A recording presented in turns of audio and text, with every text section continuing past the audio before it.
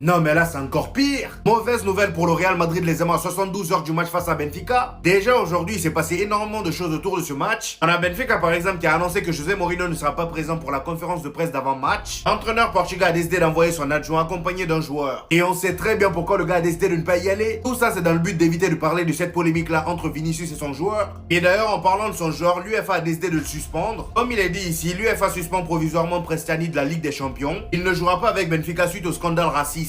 Et bien évidemment que Benfica, lorsqu'ils ont appris la nouvelle, ils ont décidé de faire appel. On nous dit le Benfica Lisbonne a fait appel auprès de l'UEFA concernant la suspension provisoire de Prestiani. Et moi j'ai envie de dire ça sert à rien de faire appel étant donné que cet homme là a mis sa bouche dedans. Et je pense que c'est le genre de décision qu'il nous faudrait dans le football lorsqu'il y a ce genre de cas là. Toujours avec le Real Madrid les amis, l'avenir d'Antonio Rudiger avec le Real Madrid est toujours incertain. Et pour ceux qui ne seraient pas au courant, son contrat expire en juin. Et on nous dit que sa prolongation dépendra de sa capacité à jouer régulièrement jusqu'à la fin de la saison. Donc si d'ici là il se reblesse encore, ce serait mort. Maintenant parlons des infos qui vont faire transpirer le Real Madrid. Déjà comme vous pouvez le voir, Jude Bellingham est de retour à l'entraînement. Et qui dit Jude Bellingham de retour dit problème supplémentaire au milieu. Ces derniers temps on arrivait très bien à s'en sortir sans lui. Arda Güler avait l'air beaucoup plus à l'aise. Et malheureusement encore une fois face à Osasuna on a flanché. Maintenant on se demande tous est-ce que le retour de Jude Bellingham est vraiment une bonne nouvelle. Et en ce qui concerne Kylian Mbappé c'est encore pire. Selon le média Diarreus, Kylian Mbappé n'est plus le même au Real Madrid depuis plusieurs mois. Il souffre du genou gauche depuis décembre dernier et n'a pas pu se reposer suffisamment pour récupérer. Je sais pas vous mais j'ai comme l'impression que le gars veut tellement pas se faire oublier dans la course au ballon d'or qu'il est prêt à jouer tous les matchs. Remarquez vous-même, même quand il est blessé on le revoit juste après.